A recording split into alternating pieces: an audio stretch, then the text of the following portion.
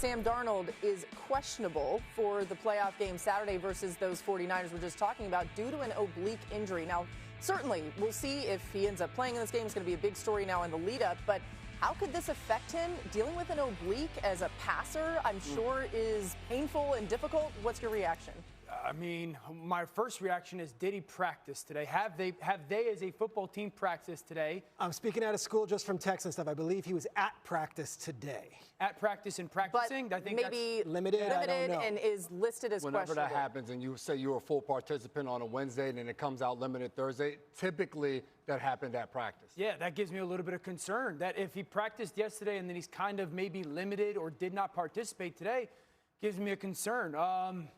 You know, I don't want to get into massive assumptions, but yeah, as a quarterback and whatever side it is and twisting and the kind of the squeezing that has to go on, your ability to take hits, they're not going to ask him to do a lot in the game, whether he's healthy or not, but this definitely brings another layer of interest into this football game. I'll be fascinated to see kind of some of the practice reports coming out of Seattle today and what happened. Oh, it's huge. I mean, the connections he's had with JSN throughout the course of the year. Even you go back to their last matchup. Yes, Sam Darnold wasn't asked to do a ton, but you think about some of those third down scrambles he had where he's going up and he's picking up 7 yards on a 3rd and 4, or late in the fourth quarter of that game, him scrambling outside of the pocket, hitting Cooper Kupp. Those are the things. His mobility helps them so much on the offensive side of the ball. So if he's hampered by oblique or anything, that takes away so much from their offense and their ability to do certain things, because he came up big in that game on some of those third down. The shame of it is you just had 14 days off, so you're sitting there just waiting. And now, 4 days before the game, this is when the injury occurs. Now remember,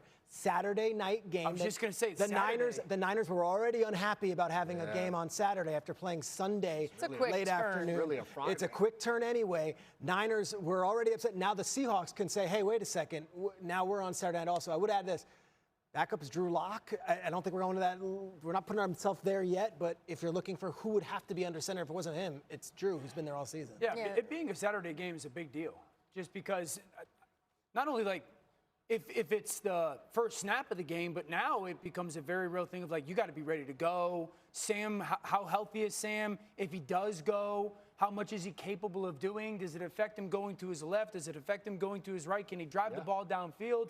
I think this makes Robert Saleh maybe reevaluate some of the things they're doing from a defensive plan perspective. They're not overly aggressive to begin with, but again, not trying to assume things, but this oblique, not something you just say, shoot him up, right? No, like and especially as a passer, like you're saying. I mean, it can really affect things. We'll keep an eye on this, certainly, as we get any more information about Sam Darnold. We will bring it to you, but the news just coming down, he is questionable with an oblique injury. Let's get Adam Schefter back in here for some more news on this game, injury-related. Go ahead, Adam. Fred Warner obviously has been ruled out. Kyle Shanahan said he won't be activated, which is exactly what the 49ers head coach expected all week long. The hope would be that if the 49ers can find a way to win on Saturday in Seattle, that Fred Warner could be activated for the NFC Championship game, but the 49ers have a lot of work to do before they could even think about making that a reality. As for some of the questionables, Ricky Pearsall listed as questionable. Linebacker D. Winters listed as questionable. There are some significant question marks there, but I think the 49ers have been optimistic that Ricky Pearsall might be able to make it back for this game to give them one more weapon in a game where they've already lost their tight end, George Kittle, to a season-ending torn Achilles. They need some help there, and it's certainly possible that Pearsall could provide it. Yeah, it's a good point. It feels like Pearsall has been close of late, so keeping an eye on that for sure. Let's get back to our top stories here. And Adam, the top story of the day, John Harbaugh expected to be hired as the Giants' new head coach. I'm curious what you know about Jackson Dart's role in all of this. How close has he been to some of the decision-making? The two major factors that John Harbaugh was considering as he surveyed the coaching landscape were quarterbacks first and foremost and ownership. And I think the Giants satisfied both criteria with him, starting with Jackson Dart. He studied extensive tape of Jackson Dart. He met with Jackson Dart at the team facility yesterday, and he felt like Jackson Dart was a quarterback moving forward that he was completely comfortable working with. And I think the fact that he believes in Jackson Dart enabled this agreement to happen between Harbaugh and the Giants. And of course, ownership was the other part of this. with Chris Mara, one of the Giants owners, going out to John Harbaugh's house on Sunday, having the two spend time, answer any questions that he would have. And again, when John Harbaugh comes to the facility Wednesday, that enables everybody to get together, spend the day, get to know each other that much more. And literally 8 days after he's fired from the Baltimore Ravens, he already has a new job ready to take up residence in New Jersey here, leading the New York Giants forward into the 2026 season. Felt like the first move that needed to be made was John Harbaugh, that getting close to done. And as we talked about earlier in the show, there's so many great openings, not just head coach-wise, but offensive coordinator. Welcome back. The most interesting man in the NFL this week is the mad genius himself, Mr. Kyle Shanahan. Shanahan's got a complicated legacy. He's brilliant, he's consistent, he's revered, and he's respected. And last Sunday's gutsy, mind-bending 23-19 win in Philadelphia marked his 9th postseason victory as an NFL head coach. Shanahan now has as many playoff wins as Vince Lombardi and John Madden. He already has more playoff wins than Mike Tomlin and more playoff wins than his own father, Mike Shanahan.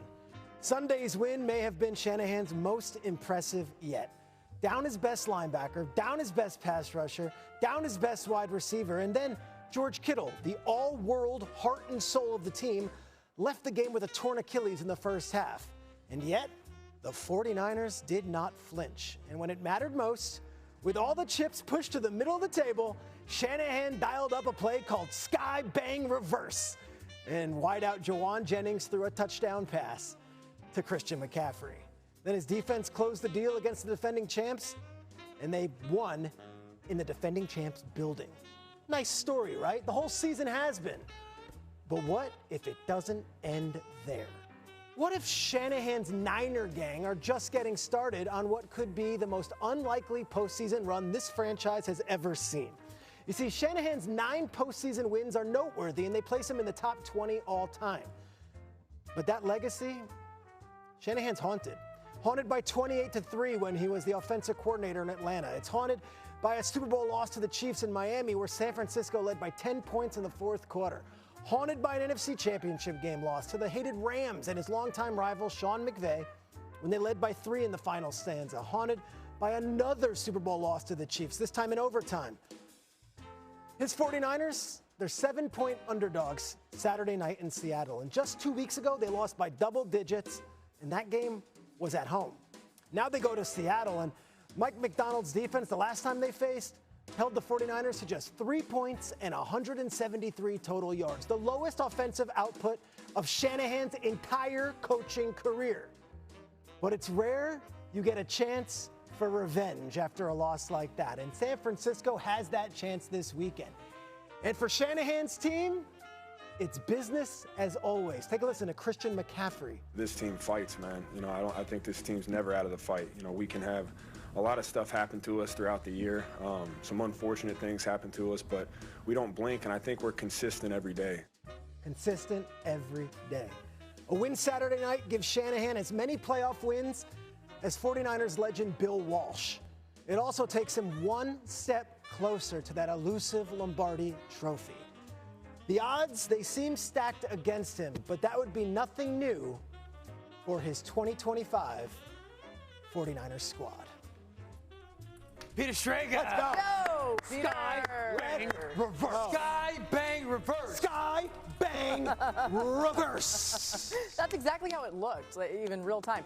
Great Another stuff, great Peter. piece. Excellent. Hey, listen, we were full transparency. We were going to sit and talk about this for a minute, but there's been some breaking news. So we're going to table this momentarily and get to the breaking news. Dan.